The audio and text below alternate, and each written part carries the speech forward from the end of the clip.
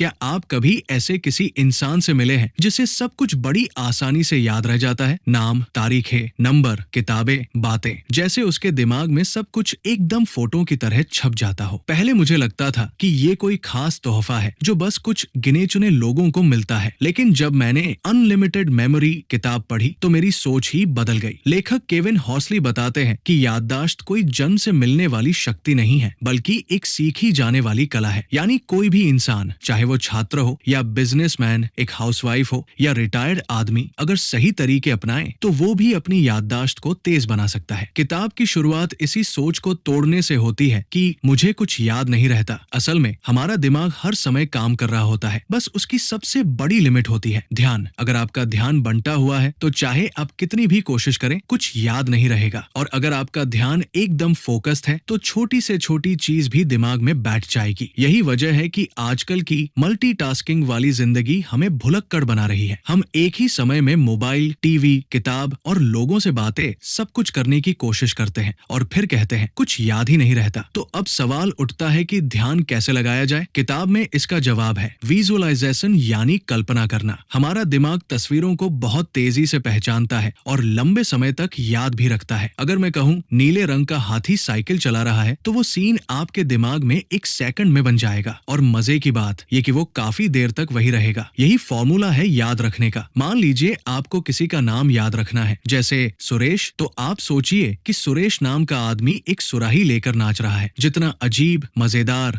और रंगीन ये इमेज बनेगा, उतना लंबे समय तक याद रहेगा। क्योंकि हमारा दिमाग आम सीधे सादे नाम भूल जाता है, पर अजीबोगरीब और फनी चीजें नहीं भूलता। इसी से जुड़ी दूसरी तकनीक है एसोसिएशन, यानी किसी नई जानकारी को किसी पुरानी, पहले से जानी पहचानी चीज से जोड़ देना। जैसे अगर आपको याद रखना है कि जापान की राजधानी टोक्यो है तो टोक्यो को टॉफी मान लीजिए और कल्पना कीजिए कि एक समुराई उस टॉफी से बाहर निकल रहा है। ये भले ही अजीब लगे, पर इसी अजीबपने में याददाश्त की ताकत छिपी होती है। अब आते हैं किताब की सबसे दमदार और कमाल की तकनीक पर, मेमोरी पैलेस। ये तकनीक हजारों साल पुरानी है, जिसे यूनानी और रोमन वक्ताओं ने भी अपनाया था। इसका मतलब है अपने दिमाग को एक महल की तरह बनाना और हर जानकारी को उस महल के किसी एक कोने में जमा करना। मान लीजिए आपको एक स्पीच याद रखनी है जिसमें 4 पॉइंट्स हैं, तो आप सोचिए कि आपका दिमाग एक घर है। ड्राइंग रूम में इंट्रोडक्शन, किचन में पहला पॉइंट, बेडरूम में दूसरा पॉइंट और बालकनी में कंक्लूजन। अब जब भी आपको वो स्पीच दोहरानी होगी, आप अपने दिमाग के उस घर में घूमना शुरू कर देंगे और हर पॉइंट को सही जगह से उठा लेंगे। इस तकनीक का फायदा ये है कि ये आपकी याददाश्त को न सिर्फ पक्की बनाती है, बल्कि आपको एक तरीका देती है कि जानकारी को साफ साफ क्रम में दोहराया जा सके। केविन कहते हैं कि जब हम अपनी कल्पना को रंगीन, मजेदार और इमोशन बनाते हैं तो दिमाग उसे जल्दी पकड़ता है और देर तक नहीं भूलता। लेकिन सिर्फ एक बार याद कर लेना काफी नहीं होता। किताब का अगला बड़ा राज है स्पेस्ड रेपिटेशन, यानी दोहराव,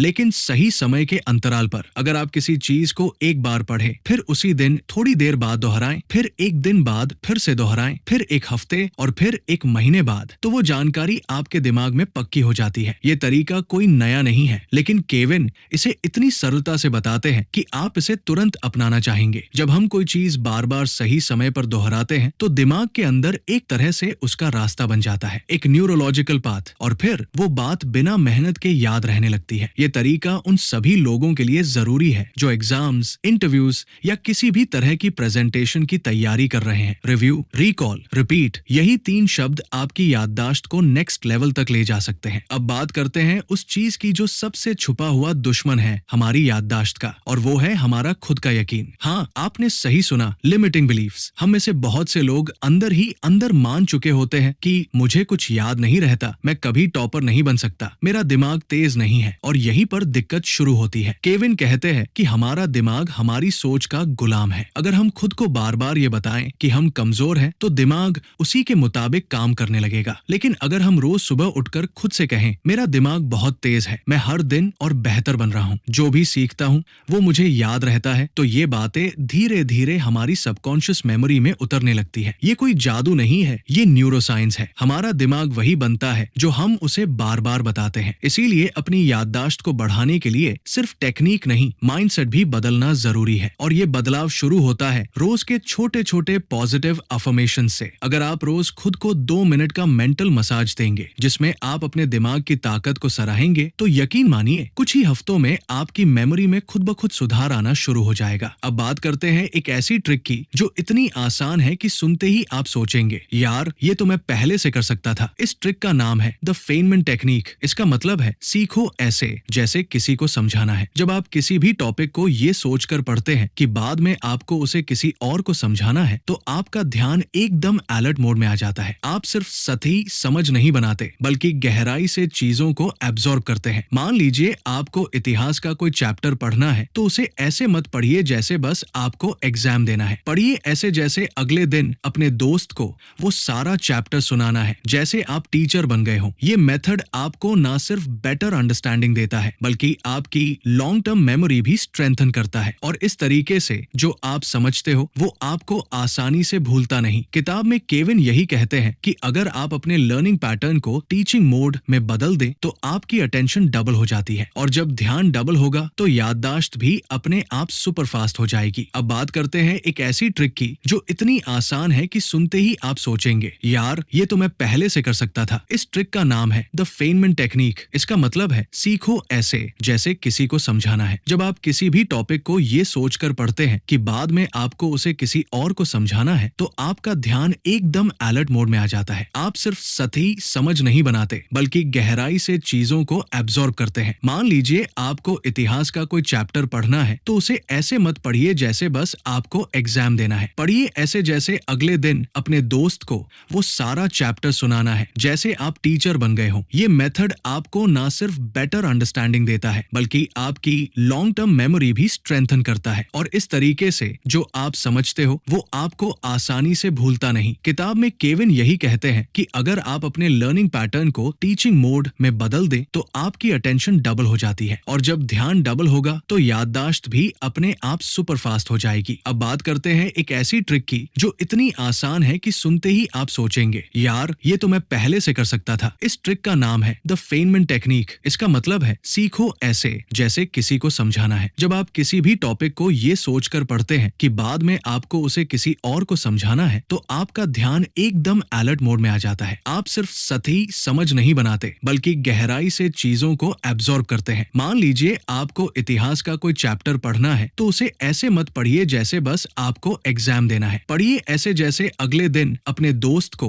वो सारा चैप्टर सुनाना है, जैसे आप टीचर बन गए हो। ये मेथड आपको ना सिर्फ बेटर अंडरस्टैंडिंग देता है बल्कि आपकी लॉन्ग टर्म मेमोरी भी स्ट्रेंथन करता है और इस तरीके से जो आप समझते हो वो आपको आसानी से भूलता नहीं। किताब में केविन यही कहते हैं कि अगर आप अपने लर्निंग पैटर्न को टीचिंग मोड में बदल दें तो आपकी अटेंशन डबल हो जाती है और जब ध्यान डबल होगा तो याददाश्त भी अपने आप सुपर फास्ट हो जाएगी। याददाश्त सिर्फ अंदर से नहीं बनती, बाहर का माहौल भी उसका बड़ा हिस्सा होता है। सोचिए, अगर आप किसी ऐसे माहौल में पढ़ाई कर रहे हैं जहां हर 2 मिनट में मोबाइल की घंटी बज रही हो, कोई टीवी चला रहा हो या बार बार इंस्टाग्राम स्क्रॉल कर रहे हो तो दिमाग एक लाइन पर टिक ही नहीं सकता। केविन बताते हैं कि अगर आप वाकई में अपनी याददाश्त को मजबूत करना चाहते हैं तो सबसे पहले आपको अपने आसपास का माहौल मेमोरी फ्रेंडली बनाना होगा। इसका मतलब है एक शांत जगह चुनो, डिस्ट्रैक्शंस हटा दो और टाइम ब्लॉकिंग शुरू करो। एक बढ़िया तरीका है पोमोडोरो टेक्निक, जिसमें आप 25 मिनट बिना रुके पढ़ाई करते हो